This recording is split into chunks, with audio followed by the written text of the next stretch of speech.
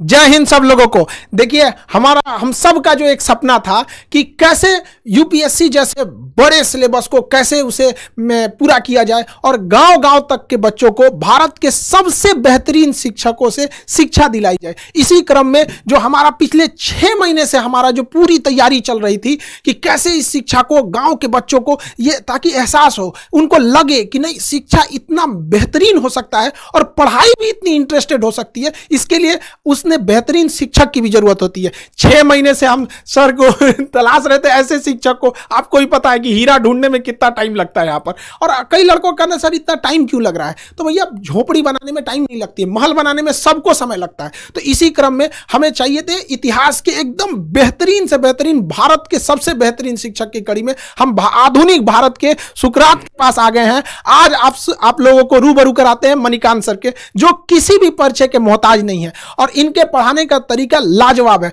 पढ़ने के बाद लड़कों को फील होने लगता है कि नहीं, अब तो हमारा सिलेक्शन पक्का होने वाला है। तो भारत के सबसे बेहतरीन शिक्षक से पढ़ने का आपको मौका मिल रहा है और हम खुद गौरवान्वित महसूस कर रहे हैं कि आधुनिक भारत के सुकरात के साथ आज हमें यहां मौका मिल रहा है। आप लोगों को भी यह मौका मिलेगा और आप लोग समझेंगे कि कैसे भारत का अब निर्माण होगा। क्योंकि जो विशाल अखंड भारत की जो परिकल्पना थी, वो जैसे हमारा उस समय अखंड भारत चाणक्य जैसे विद्वानों से बना था, उसी तरह अब हमें आगे बढ़ना पड़ेगा हम सब लोग को। उस समय एक चंद्रगुप्त मौर्य ने देश को जोड़ा था, लेकिन आज हजारों चंद्रगुप्त मौर्य की जरूरत पड़ेगी। और इसी सिलसिले में इतिहास पढ़ाने के साथ साथ इतिहास रचने वाले मणिकांत सर से आप रूबरू हुइए और समझिए कि कैसे कैसे आगे चीजें चलेंगी। Sir, thank you very much Khan साहब। पहली बात तो मैं खान साहब को बहुत बहुत इस बात के लिए धन्यवाद और ज्ञापित करना चाहूँगा कि इन्होंने इतना बड़ा मिशन शुरू किया है। और मैं अपने स्टूडेंट्स को इस बात का भी जवाब देना चाहूँगा, क्योंकि काफ़ी क्यूरियोसिटी उनको होगी। कई बच्चे साइट पर भी लिखते हैं कि सर बहुत खुशी हुई कि आप इस मिशन से जुड़े हुए, जैसे खान साहब ने आपको अखंड भारत कहा। मैं आपको इस बात का अभी मैं आपके साथ कुछ शेयर करना चाहता हूँ, क्योंकि मैं स्टूडेंट्स, मेरा अपना मानना है और जो खान साहब का भी मैं देख रहा हूँ, इनका भी यह प्रिंसिपल रहा है कि मैनेजमेंट और स्टूडेंट्स के बीच, टीचर्स और स्टूडेंट्स के बीच कंप्लीट ट्रांसपेरेंसी होनी चाहिए। तो मैं पहले आपको बताऊं कि मैंने क्यों खान साहब के इस मिशन में शामिल होना स्वीकार किया। इन्होंने पहली बात जब कही तो मुझे काफ़ी इम्प्रेसिव लगा। इन्होंने कहा कि देखिए, ये कोर्स नहीं है, ये मिशन है। ऐसा मिशन जिसको हम पूरे भारतवर्ष में फैलाना चाहते हैं। और ये पिछले 20 ईयर से मैं सोच रहा था। अब देखिए, इन्होंने एक बात कही तो मेरे रोंगटे खड़े हो गए, क्योंकि मैंने आज तक कभी इस पर सोचा भी नहीं था। मैं पिछले 30 वर्षों से इस फील्ड में हूँ। इतनी कम उम्र में ये आइडिया इनके दिमाग में कैसे आया? इन्होंने कहा कि अभी लगभग 5 लाख बच्चे यूपीएससी में अपियर होते हैं और हम उसके नंबर्स को 20 लाख अगर कर दें तो क्वालिटी ऑफ स्टूडेंट्स बदल जाएगा, कंपोजिशन ऑफ स्टूडेंट्स बदल जाएगा और रूरल अर्बन का डिवाइड भी समाप्त हो जाएगा जो यूपीएससी में बना हुआ। ये मुझे बहुत अपीलिंग लगी। मुझे लगा कि भाई, इनमें इतना जज्बा है। 5 लाख से 20 लाख, 15 लाख का एडिशंस। अब ये तो यही बताएंगे कैसे करेंगे, लेकिन मुझे चूंकि बता चुके हैं तो मैं चाहूंगा कि भाई इन्हीं के मुख से आप सुने कि ये 5 लाख से 20 लाख कैसे करेंगे। सर का कहना है कि 5 लाख से, देखिए अभी लगभग 5 लाख लड़के यूपीएससी का फॉर्म भरते हैं, जिसके सबसे बड़े कुछ रीजन में है कि इतनी महंगी है यूपीएससी कि अगर आप सोचिएगा कि सस्ता में कहीं कर ले तो सर जैसे महान शिक्षक से पढ़ने का अवसर नहीं मिलेगा। और अगर सर जैसे महान शिक्षक से पढ़ने का मौका चाहिए तो आपके पास बहुत 2-3 लाख रुपए चाहिए। पहले के समय में एक ये था, सर जैसे कहें कि 20-30 साल से सर का भी ये सपना था कि अब देश बदलना है। तो इसी सिलसिले में अभी क्या है कि गांव के लड़कों को इतनी कम फीस में भारत के सबसे बेहतरीन शिक्षक से पढ़ने का जब मौका मिलेगा, मणिकांत सर जैसे शिक्षक से पढ़ने का मौका मिलेगा, तो नए नए लड़के जुड़ेंगे। और जो अभी 5 लाख लड़के फॉर्म भरते हैं, अब आने वाले समय में 20 लाख लड़के फॉर्म भरेंगे। तो जो पहले क्या था कि डीएम, एसपी, बड़े बड़े अधिकारियों का सिलेक्शन इन्हीं 5 लाख में होता था और ये जाके भारत के 140 करोड़ लोगों को कंट्रोल करते थे। अब क्या है, इसका दायरा बढ़ाना है ताकि ज्यादा से ज्यादा बेहतरीन लड़कों का सिलेक्शन हो सके। गरीब लड़का जो गांव में है, उसके पास पैसे नहीं है, तो इसका कोई अपराध नहीं है कि वो सर जैसे महान शिक्षक से न पढ़ सके। अब हम सारे लोग इसमें आगे बढ़ेंगे और ज्यादा से ज्यादा लोगों को यहां पे जोड़ा जाएगा ताकि देश निर्माण में आगे बढ़ाया जा सके। Sir, thank you very much Khan साहब। इतनी बड़ी बात और मेरे ऊपर बहुत बड़ी रिस्पॉन्सिबिलिटी गिरी। मैं एक चाहूँगा कि एक बहुत ही कर्मठ सिपाही की तरह इस मिशन को जरूर आगे बढ़ाऊं, क्योंकि ये मैं पिछले 20 ईयर से, जैसा इन्होंने कहा, 20 ईयर से मैं सोच रहा था। दूसरी बात कि मैंने, खान साहब एक अखंड भारत शब्द का बहुत ज़्यादा प्रयोग करते हैं, मेरे सामने भी किया। तो मैंने खान साहब से क्वेश्चन किया कि व्हाट डू मीन बाय अखंड भारत, आपको अखंड भारत से मतलब क्या है।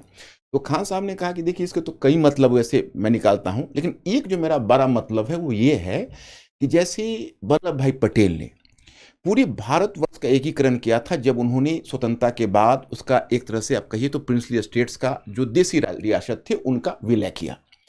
लेकिन इंडिया एजुकेशनली बहुत डिवाइडेड रहा, बहुत डिवाइडेड रहा, और 16% साक्षरता मात्र 75% तक पहुंच गई। ये तो साक्षरता का हाल है, और शिक्षा का तो हाल मत पूछिए। इनका कहना है कि हम डिजिटल इस रेवोल्यूशन से हम पूरे इंडिया की एजुकेशन के इस फासला को तय करेंगे। भाई ये तो बहुत बड़ी बात है, इतनी कम उम्र में इतनी बड़ी बात इन्होंने सोची है। मतलब मैं तो चकित रह गया, और मैं सोचा कि भाई इस बस को मिस नहीं किया करना चाहिए, इसको जरूर आगे बढ़ाना चाहिए। और इतने बड़े मिशन में मैं और लोगों को भी कहूँगा, मैं सारे शिक्षक समुदाय से अपील करूँगा कि इस मिशन में आए। ये बहुत बड़ा मिशन होगा और इससे सेटिस्फैक्शन मिलेगा, हर आदमी को जीवन में एक मीनिंग मिलेगी। तो और दूसरा तो ये दो इनका मुद्दा रहा, और इसी वजह से मैं इस प्लेटफॉर्म पर हूँ।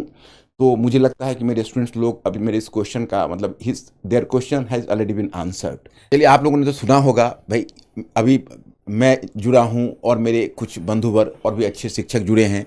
मेरा विश्वास है, और जब मैं इनकी आंखों में देखता हूं तो मेरा विश्वास और भी बढ़ जाता है, क्योंकि मैंने इतना ऑप्टिमिस्टिक इंसान अपने लाइफ में बहुत कम देखा है। ये पूरे भारतवर्ष के संदर्भ में बोलते हैं, यही अपने आप में आज तक मैं कभी ये शब्द के लिए हिम्मत नहीं जुटा पाया था, लेकिन आप इनके साथ मिशन से जुड़कर मैं भी अब हिम्मत जुटा पा रहा हूँ। सर, आप लोगों की बहुत जरूरत है देश को। देश को बहुत ज्यादा जरूरत है, समाज की अंतिम पीढ़ियों को। और हम इतना विश्वास दिलाते हैं कि आप लोगों को ना एक इतिहास पढ़ने के साथ साथ इतिहास रचने का मौका मिलेगा। और सर, यही बच्चे निकलेंगे और बदलेंगे। कि कभी कहा जाता है कि हिंदी मीडियम के लड़कों का रिजल्ट नहीं हो रहा है, ये बड़ा चीज है। अरे हिंदी मीडियम के लड़कों को आपने मौका कहां दिया? वहां पर गरीब बच्चा जो गांव के सड़कों पे घूम रहा है, तो ऐसा थोड़ी है कि उसके पास योग्यता नहीं है। अरे उसके पास पैसे नहीं है, अब कोई बाधा नहीं आएगी। सर, लड़कों का तो कई लड़कों का कहना है कि सर आ गया, अब हम तो कोई किला उखाड़ देंगे। देखिए, खान साहब ने दो बातों को मैं कहना चाहूँगा। खान साहब का एक मुझे प्लान बहुत अच्छा लगा, जैसे एक हिंदी मीडियम तो रहेगा, लेकिन मैंने एक देखा खान साहब कि हिंदी मीडियम में जो बच्चे होते हैं उनके मन में कहीं ना कहीं अंग्रेजी के लिए एक ऐंठन होती है। और आप ग्रामीण क्षेत्रों में ऐसा देखेंगे कि इंग्लिश लोग लिख लेते हैं लेकिन इंग्लिश बोल नहीं पाते हैं। आप गौर करके देखेंगे, इंग्लिश समझ लेते हैं लेकिन इंग्लिश में अगर उनको एक्सप्रेस करने के लिए कहा जाता है तो दिक्कत होती है। तो वैसे लोग जो इंग्लिश लिख सकते हैं, आज की तारीख में जब इंटरव्यू में भी उनके पास चॉइस है कि हिंदी इंग्लिश किसी में डिलीवर कर सकते हैं, और अगर वो इंग्लिश लिखने की स्थिति में है तो उनको शिक्षा देने के लिए आपने जो इंग्लिश वाला आइडिया दिया है ये बहुत अच्छा। इन्होंने 3 स्टेज में लाया है, एक कहा है हिंदी मीडियम, दूसरा इंग्लिश, और तीसरा इंग्लिश, प्योर इंग्लिश, ताकि वैसे बच्चे जो प्योर इंग्लिश वाले हैं साउथ इंडिया, क्योंकि जब अखंड भारत को करना है तो अगर आप केवल हिंदी में रहेंगे तो खंडित भारत हो जाएगा। तो उसको अखंड भारत करने के लिए आपको गैर हिंदी प्रदेश में भी जाना पड़ेगा। तो ये भी एक लॉन्ग टर्म प्लान है। और इस संदर्भ में अब आप कुछ कहना चाहेंगे? तो सर, एक चीज हम जरूर पूछना चाहेंगे सर, कि ये आपके जो पढ़ाने का एक नया यूनिक मेथड जो है, इतिहास को इतिहास तक सीमित न रख के उसे वर्तमान परिदृश्य से जोड़ना, उसे भौगोलिक दृष्टि से जोड़ना, अंतर्राष्ट्रीय संबंधों में ऐतिहासिक घटनाओं का क्या असर पड़ा उस सब चीज़ों को जोड़ना। जैसे एक छोटा सा एग्जाम्पल के तौर पर, चाइना जो है जापान के प्रति इतना ज़्यादा एग्रेसिव क्यों है? लोगों को तो दिख रहा है, सबको दिख रहा है कि चाइना जापान के प्रति स्पेशली बहुत एग्रेसिव है, लेकिन वो इतिहास की उस घटना को नहीं देख रहे हैं कि जापान द्वारा मंचूरिया पर क्या हुआ था। तो ये जो चीजें आप जोड़ते हैं ना, ये लड़कों के लिए बहुत बेहतरीन साबित होगा। सर, इसके लिए थोड़ा सा बताइए कि लड़कों में ये भी क्यूरियोसिटी रहती है कि सर हमसे तो कह रहे थे कि आप पहले क्यों नहीं लाए, जो लड़के थे कि सर हमको भी ये मौका मिला रहा था। तो सर ये जरूर बताइए वो यूनिक तरीका से। अब माय स्टूडेंट्स, अब इसमें मैं जो खान साहब ने जो क्वेश्चन किया है उसमें मैं एक चीज़ इसमें और भी जोड़ना चाहूँगा, फिर मैं इसका भी रिप्लाई कर रहा हूँ। मैंने खान साहब से पहला क्वेश्चन किया था, इन्होंने जब अपनी फ़ी को 7500 रखी, मैंने कहा कि खान साहब कहीं आपका ध्यान क्वांटिटी पर ही तो नहीं है, क्वालिटी, कहीं ऐसा तो नहीं कि क्वालिटी के साथ कोई कॉम्प्रोमाइज़ होगा?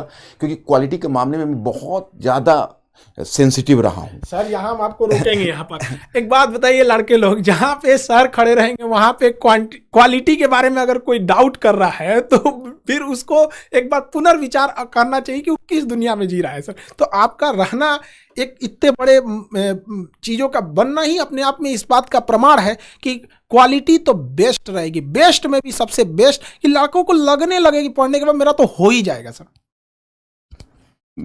यही इनका जो ये उत्तर था मेरे बहुत सेटिस्फैक्ट्री लगा। इन्होंने उस वक्त इन्होंने हमसे एक सवाल किया, कहा कि अच्छा ये बताइए सर, आपका जो method of teaching of history है वो यूनिक कैसे है? तो मैंने इनको जवाब दिया कि देखिए, मैंने इसमें कोई यूनिक, लोग इसलिए मानते हैं कि एनसीईआरटी पुस्तक के इंस्ट्रक्शन को नहीं समझ पा रहे हैं। एनसीईआरटी पुस्तक में जो क्लास 6 से लेकर 12 तक आप जाएंगे, एक प्रीफेस का पेज होता है, उसमें एक स्पष्ट क्लियर कट एक इंस्ट्रक्शन है। उसमें यह है कि पहला कि देखिए, आप मतलब you have to discourage the rote learning among students and try to activate their pattern of thinking. मतलब स्टूडेंट्स में आप सोचने की प्रवृत्ति को विकसित करिए और रटने की प्रवृत्ति को हतोत्साहित करिए। वो तब संभव है कि जैसा कि अभी खान साहब ने कहा कि जापान और अगर चाइना का वर्तमान कन्फ्लिक्ट है तो उसको हम अतीत में ले जाएं, अतीत को वर्तमान में लाएं, तो बच्चों में स्वयं एक्टिवेट हो जाता है सोचने की प्रवृत्ति। दूसरी बात क्या है कि आपके एनसीईआरटी में लिखा हुआ है कि विभिन्न विषयों के बीच की दीवारों को तोड़कर एक अंतर अनुशासनात्मक दृष्टिकोण विकसित करिए। वही मैं करता हूं। अब हिस्ट्री है तो हिस्ट्री को इंटरनेशनल रिलेशन से, इंटरनेशनल इकोनॉमी से, अब तो जो हमारी टीम है, अब हमारी जो टीम है अपने और बंधुवर हैं, हम लोग साथ बैठेंगे, हम तो काफ़ी एक्साइटेड हो रहे हैं कि हम इस पैटर्न को ही चाहते हैं चेंज करना। अभी यूपीएससी में खान साहब क्या हो रहा है कि अलग अलग बच्चे अलग अलग पढ़ते हैं विषय। नौबत ये है कि बच्चों की स्थिति उस तबले की तरह हो रही है जिसको अलग अलग लोग धुन बजा के चले जाते हैं। हम चाहेंगे वो सिंक्रोनाइज करे सारे ट्यून, और वो तभी होंगे एक टीम वर्क की तरह। जैसे आप वॉलीबॉल टीम देखते हैं, फुटबॉल टीम देखते हैं कि एक पास दे रहा है, दूसरा गोल कर रहा है, so that should be A complete team. तो मैं आपको बताऊं कि यह चीज इन्होंने मुझे कहा कि बिल्कुल ठीक है, ऐसे इसको ले चला जाए, और इस बात से काफी एक्साइटेड हुए। तो एकेडमिकली मुझे बहुत सेटिस्फैक्शन मिला इनके इस प्रोग्राम से। और बाकी तो आपको खान साहब बताएंगे। एक चीज लड़कों से कहेंगे, देखो भाई सर के मुस्कुराहट पे मत चले जाना। यहाँ पे जितने लोग हम लोग सेलेक्ट करेंगे ना, देखिए हम लोग का एक प्लान है कि लड़के जो हैं, जब आप क्लास करेंगे तो उसमें ऑटोमेशन इतना लेवल रहेगा कि वो आपका खुद चेक कर लेगा कि आप कितने लेवल पे हैं, कितना मेहनत कर रहे हैं। जब आपसे टेस्ट लिया जाएगा तो उसका रिकॉर्ड हमारे सर्वर पे रहेगा कि आप कितना अच्छे से टेस्ट देते हैं, कितने अच्छे से पढ़ते हैं। और हम लोगों की जो सिलेक्शन टीम है अगर सेलेक्ट कर लेगी कि नहीं, अब आपको व्यक्तिगत रूप से अगर और मेहनत कर दिया जाए तो आपका सिलेक्शन पक्का होगा। तो आपको गाँव से हम लोग की पूरी संस्था, ऑर्गेनाइजेशन आपको वहाँ पर यहाँ दिल्ली लाएगी, और उन लड़कों को स्पेशली पढ़ाया जाएगा। और जिन लड़के सर के आएंगे ना ये सर के अंडर में, तो सर अभी भले मुस्कुरा के आपको बता रहे हैं, लेकिन जब पढ़ाने के टाइम पे उतरते हैं ना सर, तो लड़कों को इस तरह से, जिस तरह गन्ना का रस कैसे निचोड़ लिया जाता है वैसे निचोड़ लिया जाता है। हमसे कह रहे थे कि खान साहब लड़कों को बस खाने के लिए और सोने के लिए छूट देना है, अब बाकी यहीं ले आके पढ़ना है, तब जाके भारत बदलेगा। तो याद रखिए वो कमर कस लीजिएगा, ऐसे मेहनत करने वाले हैं। यहाँ सर बहुत आराम से कर रहे हैं, लेकिन जब सर पढ़ाने उतरते हैं ना, पूरी टीम हिल जाती है यहाँ पे। इसलिए आप लोग का क्या हाल होगा, इसलिए आप रेडी रहिएगा। और ये ज़रूरी भी है। अब मजाक, यूपीएससी मजाक की चीज़ नहीं है यहाँ पर। हम लोगों का जो सपना है इतना बड़ा, इतने भारत के सबसे बड़े बड़े शिक्षक जो भी भारत में हैं, जैसे सर ने कहा कि और भी हमारे साथ जुड़ते रहेंगे लोग, सब लोग, तो आप लोगों को इसमें कोई दिक्कत नहीं आएगी। बाकी सर तो हैं आप लोग के लिए, आपको अतीत में लेके जाके आपको इतिहास पढ़ाएंगे। डियर स्टूडेंट्स, मैं आप फिर एक बार अपील करना चाहूँगा, आप लोग डरना मत बिल्कुल। खान साहब ने थोड़ा सा ज़्यादा कर दिया। एक्चुअली है ऐसा कि थोड़ा डिसिप्लिन तो आवश्यक है। दूसरी बात है कि आप हमारे एजुकेशन सिस्टम तो आप देख ही रहे हो, आप लोग उसके प्रोडक्ट हो, और यूपीएससी में बड़ा लंबा गैप है, तो मेहनत तो करनी पड़ेगी। मेहनत में हम इतना ख्याल जरूर रखेंगे, पहले आपको विषय में इंटरेस्ट हो। सारे विषयों में हमारी पूरी टीम इस बात का ख्याल रखेगी कि पूरे विषय में इंटरेस्ट हो, और विषय में एक बार इंटरेस्ट जग जाए तो फिर हम आपको मेहनत कराएंगे, तो वो मेहनत आपको प्रेशर नहीं लगेगा। You will enjoy the classes. I am confident about the fact. तो आप बस इस बात का तैयारी रखिए। और दूसरी बात यह है कि अभी बहुत सारे प्रोग्राम हमारे पास है, मतलब बहुत सारी योजना है। इनके साथ हमने बैठ के खान साहब से बहुत चीज़ें डिस्कस की हुई है, अभी इम्प्लीमेंटेशन के प्रोसेस में है। मैं इनका जब गया हेडक्वार्टर जहाँ पर इन्होंने बनाया हुआ है, तो इतना बढ़िया इंफ्रास्ट्रक्चर इन्होंने बनाया हुआ है, और इतनी बड़ी तैयारी देखकर मैं दंग रह गया। मैं अचानक से कोई ये निर्णय नहीं लिया, मैंने इनकी तैयारी बहुत है, लेकिन वो 2-10 मिनट में समझाना मुश्किल है। एक बार इसको अनफोल्ड होने दीजिए, फिर धीरे धीरे मैं अपना प्रोग्राम आपको बताता रहूँगा कि कैसे कैसे हम ये करेंगे। जब इंडिया को ही बदलने की बात है तो मैसिव स्केल पर तो काम करना ही पड़ेगा। बाकी खान साहब। सर आपका हम बहुत दिल से आभारी हैं।